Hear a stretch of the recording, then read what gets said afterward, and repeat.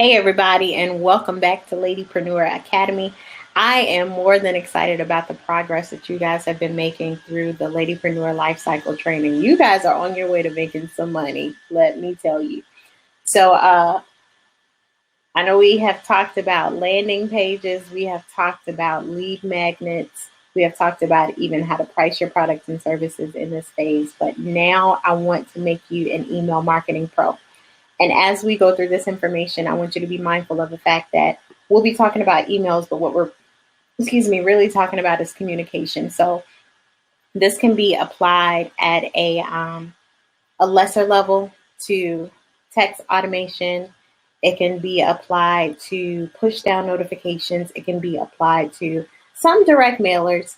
But you definitely want to be in a position where you're focusing on your list. And all we're talking about today, I know it says email, but I really want you to be in the mind frame of how you communicate with the lists that have come to your landing page, that have taken the incentive that you've given them for free or at low cost in exchange for their contact information. So now that you have their contact information, it's like, what do you do with it? So I want to be able to share that with you on today. So let's go ahead and get started. Again, welcome to Email Marketing Pro. We'll be talking about email marketing. What is it? Why is it needed? How do I use it? And then we'll go through some scripts that'll be beneficial for you. So before we really get started, there's something that I really want you to remember, right? Email has an ability that many channels do not, creating valuable personal touches at scale. Now, scaling is something that we're going to get into. Let me turn this off. Scaling is something that we're going to get into as we go through the training and as we get to the next phase. But what I really want you to focus on is really just getting as much as you can for as little as you can, right? Scaling just means that you want to expand. So you're able to do many, many, many valuable touches, but you're able to do it with minimal effort. That's what scaling really is. So as you focus on that, now we want to really get to the point of what is email marketing. It's the act of sending a commercial message, typically to a group of people using email. Now, as you remember that you're sending a commercial message, you want to make sure that you're still being as personable as possible because you want to build community. And people don't want to build community with people that are fake, straight out. So as you're building this community through your email marketing and through other communication channels, you want to still sound authentic. And we're going to go through some scripts a little later on. And I'm going to leave these scripts as a part of your challenge for the week. But I really, really, really want you, as you're thinking about your email marketing plans, your email marketing messages and campaigns, really think about what's unique to your brand voice.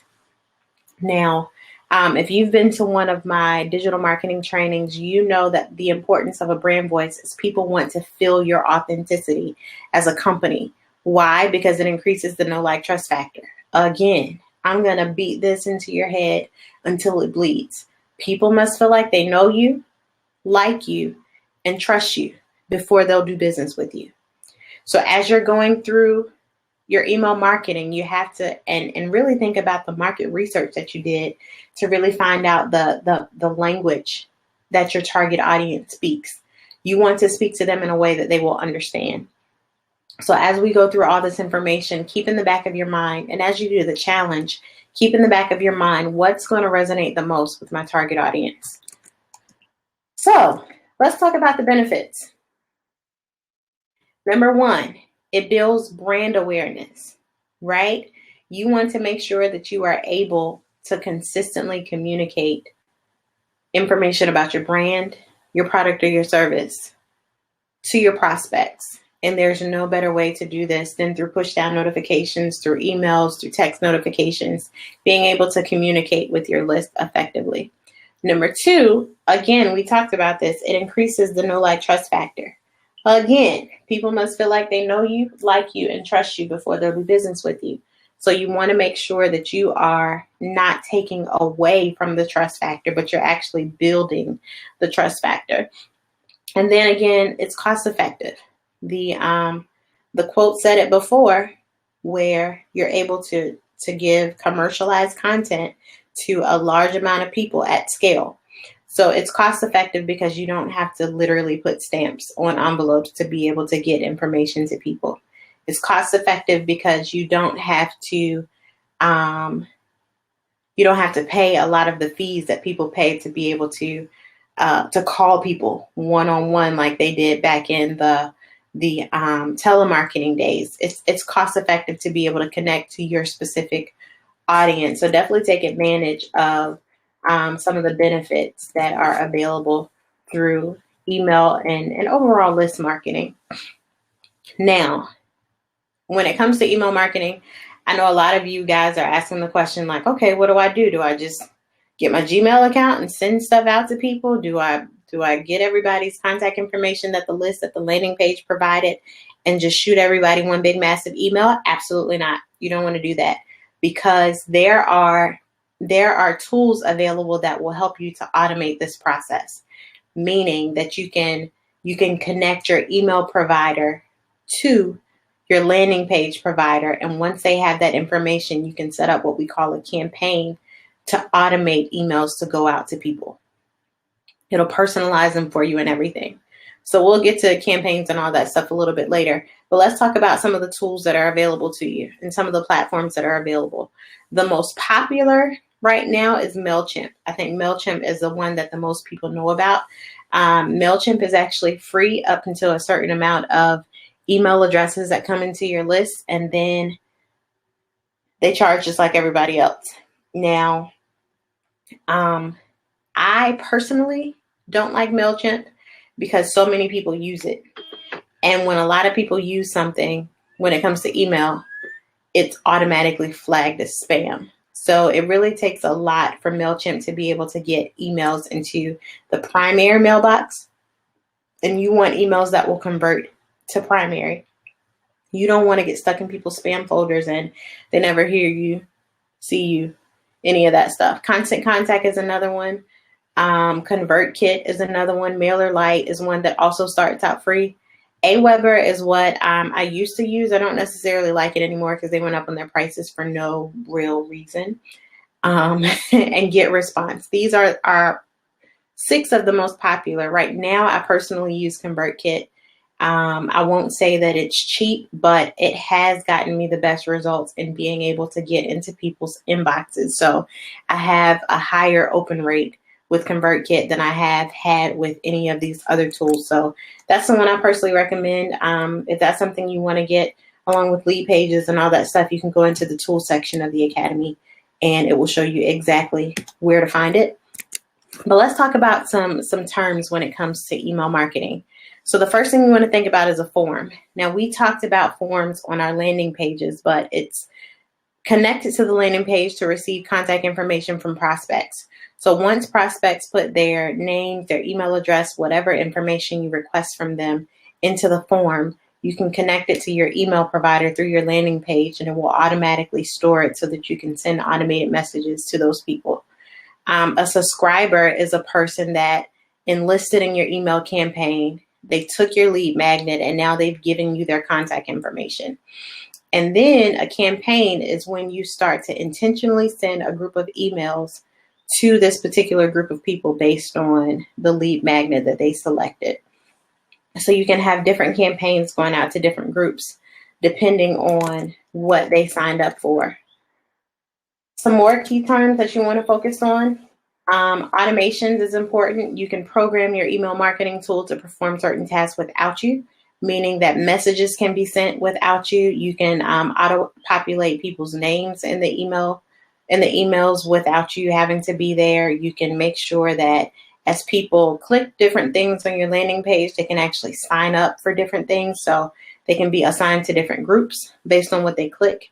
So for example, if you sent me an email campaign and it had your daily routine in it, and a couple emails later you sent me an offer for a protein shake that you really liked, and then a couple emails later you sent me an article based on a workout routine that you do on a regular basis. If I was to click the article, you could put me in a list of people that likes visual information, that likes to see workout routines whatever. If I clicked on the other thing that you offered, you could put me in a different list, just sharing my likes so that you can communicate differently to different people. Hope that makes sense to you. Sequences are important because they schedule email tools to send automated emails in order and on schedule. So what that means is a sequence will pull all of it together. The sequence will say, hey, I signed up for your lead magnet. Now you have my email address. The sequence will then go back to the email provider and it says, okay, here are the steps that we're going to take from start to finish to be able to get this person through what we call our funnel, our sales funnel. So a sequence could say, once this person signs up for the lead magnet, assign them to this campaign versus that campaign. It can say assign them to this list versus that list. It can say send them the email. So a sequence really pulls it all together. And then a broadcast is if you don't want to send an email as a part of a campaign, but you just want to send a one-off, right? You can send individual emails to different groups, different segments, different lists, whatever, just based on sending one-off emails. So let's say you had a campaign set up to send an email on schedule, one on Monday, one on Friday. If I decided I wanted to send a random email to everybody on Wednesday, I would send a broadcast instead of going into my email campaign to set up an email sequence that way. So now let's talk about the toolkit. I want to show you just a little bit of information as I pull it up.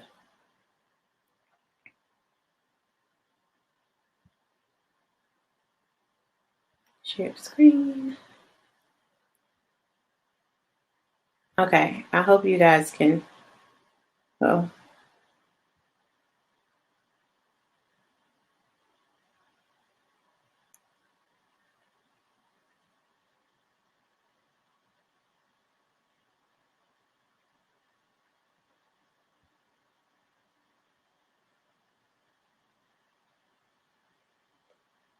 As I'm pulling it up again. Awesome. This is what I wanted you to see. Perfect. Okay. So now I want to be able to share with you guys an email that we pulled together just to be able to show you something for new subscribers. So if this is your first time reaching out to a particular group of people, and it may or may not be your first time reaching out, but this is the first time that they've actually logged into your landing page to get your lead magnet, then here's a couple things that you can say to them. Now, keep in mind as we're going through this information that you want to remember your brand voice. You want to remember how your audience specifically will decode information. So you want to be authentic with them as possible. So here's what just happened. The client or customer prospect went to your landing page. They saw all the information on your lead magnet. They decided they wanted that lead magnet. So they gave you their contact information within your form and they click send, right? Because they want to get the lead magnet. They got your welcome page, but now there's an email that's going to come to them immediately. Even though they've gotten the information from your thank you page or from your confirmation page, you still want to make sure that you follow up with the email immediately so that they can connect both you with your lead magnet. You want to make sure that they are able to receive your lead magnet because an angry prospect is not going to turn into a customer. So you can send it to them digitally. Send them a link, send them whatever, or just send them an additional confirmation to let them know that something is on its way. So a couple of subjects you can use per your request. Again, speak the language of your target audience. Here's your download as you requested. Welcome. Nice to meet you. Now, keep in mind that we said that some of these email platforms are able to autofill names for you. So if you requested the first name of your prospect, you want to use it in the email. If you didn't, you can just say hi or something else that just says hello. Now, keep in mind, again, these are very generic. So you want to, again, speak the language of your target audience. It's great to meet you. As promised, click here to download a copy of Lead Magnet Name. So you're reminding them that they're getting this email because they gave you their email address in exchange for your lead magnet. Now they're not questioning who's this random person sending me an email, and they're no longer ignoring your email because they know exactly what it is. That's why we want to send it immediately, because we want it to pop up for them in a way that they'll quickly recognize, oh, this is what this is. This is why they're sending it to me. It's great to meet you. As promised, click here to download a copy of your lead magnet. And now you want to get to the nitty gritty. You want to let these people know that you're going to be sending them more than one email, that they didn't just get your free value offer for nothing, right? You're going to be communicating with them regularly. So here's the deal. We know you receive a ton of emails every day and really struggle to get through it all. And you know what? That's okay. We tend to share almost everything on social media as well. So this particular message right here is just telling them, hey, I don't want you to miss out on anything. So make sure that you also follow us on your social media platforms. This is optional. I like to share my social media information just because I want to make sure that people are able to connect with me on every outlet that I provide content on, just because it'll build that know, like, trust factor quicker, and it'll get them through the consideration phase a lot faster if they feel like they're getting to know me, my company, and my product or service. So whatever primary social media, what you don't want to do is have them following you on stuff that's personal or too personal, right? Like, you don't want people on your personal Facebook page, and you don't want people on your personal Instagram page if you're not focusing on your business on those pages. So if you're not going to be sharing information about your product or service on those pages, then there's no reason for your prospect to be up there. You don't want people all in your business like that, watching you pet your dog, kiss your kids, all that good stuff. So whatever you're actively sharing information about your business on. Now I'm not saying that you shouldn't share personal information, because people, again, must know you, like you, trust you before they'll do business with you. So they do want to know who you are as a person if you're a service provider, or if you are going to be coaching or consulting them, they want to know who you are. But generally speaking, there are other ways to be able to connect with people other than sending them to your social media pages that aren't going to be talking about your product. So here's where we get to the nitty gritty. Finally, here's what you can expect from us.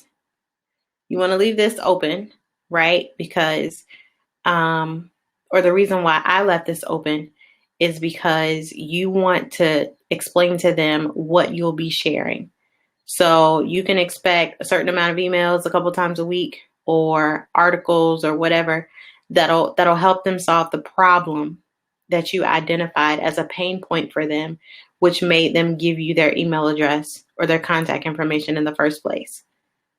And then you just want to confirm. Sound good? Right. You got their approval. In approximately 24 hours, I'm going to send you an email about something that's been bothering me. I want to see if it's been bothering you as well. What is this? This is feel, felt, found. And you're telling them this ahead of time, that, like, I've experienced this problem as well. I know how you feel. I felt the same way. But what I found is ... solution, right? So you're letting them know that you're going to be reaching out to them again. So now, if for whatever reason you do end up in their spam folder, they know to look for you. They know exactly what to expect from you. They shouldn't be unsubscribing 4 emails down the line because you've already told them that you're going to be sending them emails. So if they're going to unsubscribe, they're probably going to do it now. But this also helps with your email retention. And the more people open your emails, the better chance you have at being in their primary folder and not their spam folder. So again, welcome and enjoy. What are they enjoying? Your lead magnet. What are you welcoming them to? Your email list, right? So now you're letting them know that this isn't just haphazard. You're actually doing something on purpose. So here's a second email. That could come out about 24 hours after last email. The reason why we say about 24 hours is because you don't want to send something at 10 a.m. on Monday and then send it again at 10 a.m. on Tuesday, because you look a little robotic. So you want to let it vary just a little, but you ultimately want to make sure that you're sending it the next day. So a couple subject lines that you can use: are you struggling with whatever the pain point is? So again, you're reminding them of the pain point. I had this problem all the time. Here's what I wanted to tell you, right? So as you're starting off the email, again, you're addressing them by the first name that they gave you. If they didn't give you a first name, then you're just being generic and saying, hey, I'm really happy we've connected. I want to make sure you got the lead magnet. So this is reminding them, hey, I'm the person that sent you such and such the day before. And you also want them to remind you that you want to remind them that this is something of value that you've offered them for free. So you don't want it just sitting in their inbox. You want to make sure that you're reminding them to actually go take a look at what you've put your precious time and effort into creating for them. I know you're busy, because we all are. However, I also want to also know you want to solve the problem. Again, we're going back to the pain point, which is why I want to make sure you've seen these new articles or videos or whatever. So if you don't have it, what you're doing right now is providing them additional value. So you can do this if you don't have anything of value to offer them, right? You don't necessarily always want to send people to somebody else's stuff. But if you're just starting out, then that means that you may not have a whole bunch of research on the product or service or the pain point that you may be or you may not have a bunch of content. I won't say research, but you won't have enough content on the pain point that you've pointed out for them. But chances are there's content available. So if you just become the source of the content, it doesn't matter whether you personally created it or not. So you can actually offer them a solution by letting them read up on it. It's reminding them of the pain point. It's reminding them that a solution is needed, and then they'll come back to you. Now, why is this important? Because it's positioning you as a subject matter expert, right? And once we know this, once you stand up, your check goes up. It doesn't necessarily mean that you're standing up in front of a group of people, but once you rise to the occasion, so to speak, you'll begin to make more money. So if people see you as the edified expert, then you will be the person that they know as niche notoriety. What does that mean? You'll begin to be known as the person that they think of when they think of a solution to the pain point that you've identified for them. So talk to you soon. Leave your name, leave your website. Next email. It's about 48 hours after email number 2. At this point, you don't want to be spamming their inbox every day just because you don't want to be tagged as spam, and you just don't want to be worrisome. So email number 3, wait about 2 or 3 days. And then you want to ask them, can I borrow 30 seconds? Or quick question. Did you hear about this? Just a compelling subject line that will get their attention, that lets them know we're about to be conversational, or you're about to show me something of value. So again, hello, prospect name. I have one quick question for you to help me better serve you. Now, here's what's important. You're at this point telling them that you want to be able to provide value to them according to their needs. So you're asking them a question. What would you like me to share information on? Now, here's where most people get it wrong. They start sending people a bunch of emails based on stuff that people really don't want to see, and they wonder why people unsubscribe. If you begin to interact with your clients, your customers, your prospects, and you ask them what they're looking for, they will feel like you value them as an individual. So you want to ask them, what would you like me to share info on? Give them some options that you don't want to leave it completely open, just because people could say, I want you to teach me how to be a dog groomer. And you're like, what? I sent you an infographic on digital marketing. What are you talking about? So give them options that are relevant to your expertise and let them pick it. The last option should be all of the above. Now, you love these people. Usually when you use an email platform, people can respond to the email that was sent to them, and it'll send the response to whatever email address you have on file that you signed up with.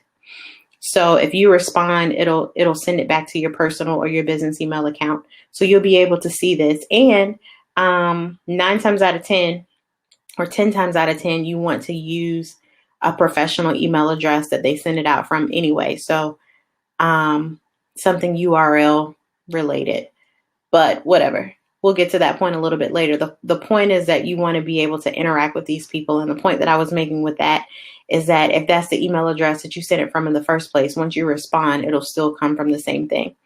So you're asking them what you want to share information on, and then you're immediately adding value, right? You're going back to feel, felt, found. I know how you feel. I felt the same way. What I found is blah, blah, blah. And then you're making an offer, right? You ask them how to serve, how you can best serve them. You're giving them additional value. And now you're saying, I know how you feel, felt the same way, but what I found is solution. And if they want to find the solution as well, here's something they can rely on. And then you also want to give them what we call fear of loss. Now, fear of loss just means that you want to create some type of quickening within people so that they feel the need to react fast. Because a lot of times things can be out of sight, out of mind. So if you give them too much time to think about it and contemplate on it and all that stuff, you're going to lose a customer ultimately. So make sure that you don't give people too much time and give them an offer, right? Some type of exclusive deal that's different from the thank you page, some type of exclusive deal that they can't get on social media, and give them a deadline so that they have a fear of loss. And then you want to either create a button or provide a link within the email. I personally like buttons, but what I found is with certain email providers or certain email marketing providers, buttons will be tagged as spam. I don't know why. When you have a button, it's almost like you have, I think they're pretty and I use buttons all the time, but you want to make sure that you are not. Let's use Gmail, for example. Gmail has a primary folder. They have, I think, a notifications folder, and they have, I'm picking up my phone real quick for those of you that can't see me. They have a primary folder. They have a promotions folder, and they have a social folder. So a lot of times when you're making offers with buttons, they see you as a promotion. So sometimes you'll end up in the promotions folder with the rest of everybody else is trying to sell you something. And you just don't want to end up over there. So just be careful. Do your research. Do some A and B testing just to figure out what works best for you.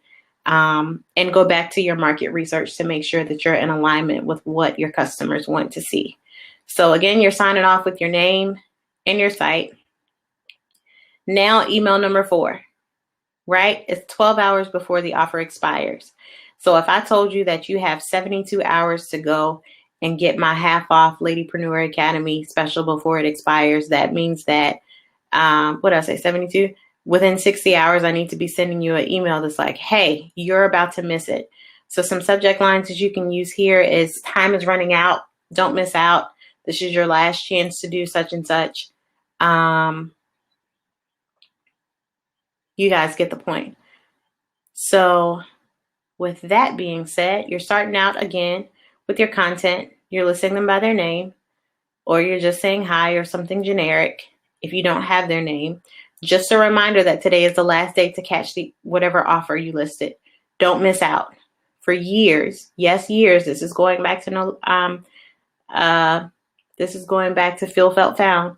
For years, yes, year, I tried something that addresses the pain point that didn't work. Literally years. Thankfully, it doesn't have to be this way. When I finally figured out the secret, everything fell into place. You can too, right? So I know how you feel, felt the same way, but what I found is this is the solution. Here's the solution for you. Just click here and then put a link or a button to your product sale page. And you sign off with your name and your site. So that's for people that are coming to sign up for your lead magnet for the first time. But there are also cases, as I go to a different page, there are also cases where you may be assigning people to a different list based on how they respond to some of your emails. So let's say we sent that first list of in email number 2, we sent that list of articles. If they clicked an article about a specific interest, you can now put them in a group based on that interest. So let's say, or this could be a person that you did filters on, right? Because you gave them both a checklist and a personal routine.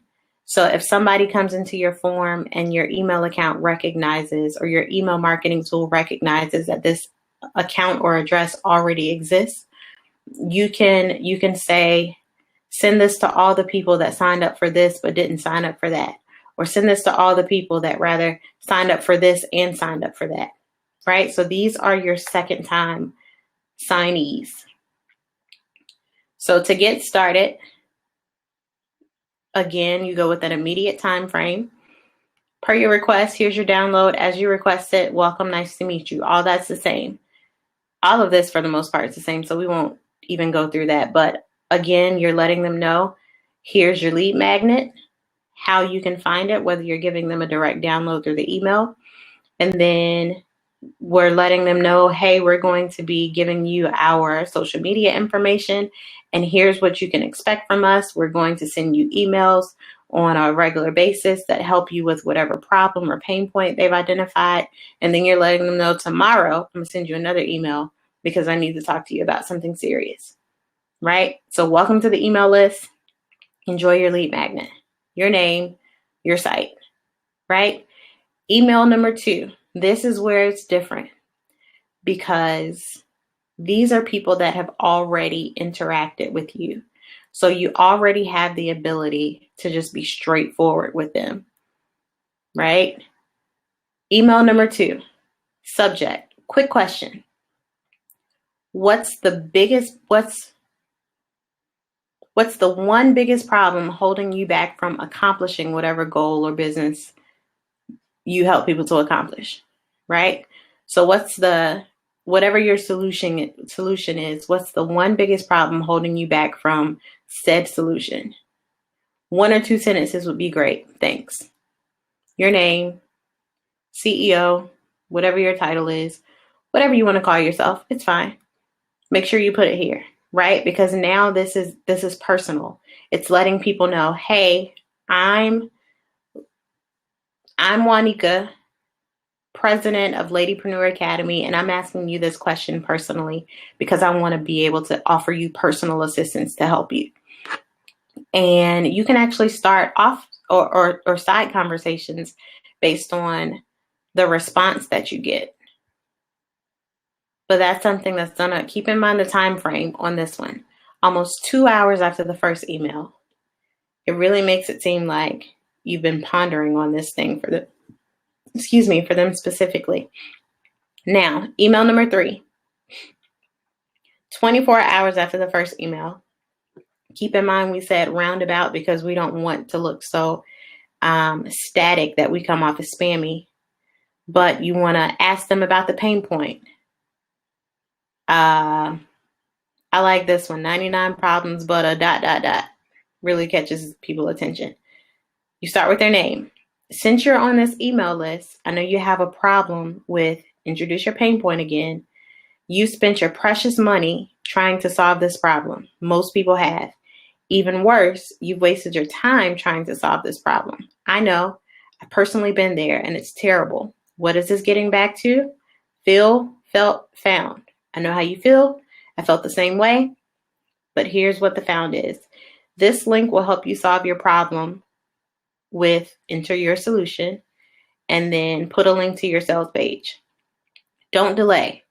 You know what they say. Bad news gets worse with time, as do problems. Make it happen. Your name, list the site again. Email number 4. Wait another day. Send another email. This is something that just seems like it disgusts you, right? So you're like, this shouldn't be this hard. Does this bother you too? Pain from whatever the pain point, address the pain point. Start with content. Name, which is why it's important as you guys are going to set up your landing pages. And if you need a walkthrough, just let me know. We can definitely do a walkthrough of building landing pages. But make sure you get their name so that you can address them specifically. Are you tired of pain point? You're not alone. Now it's not just feel, felt, found with me. There are thousands of people trying to solve pain point.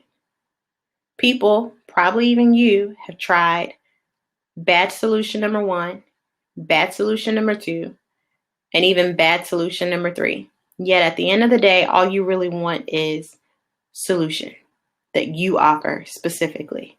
You're tired of all the gimmicks promising X, Y, and Z. I get it. But you'll never get past this point unless you do something about it. Click here, enter your link to do something about it. Problem solved. Your name, your website.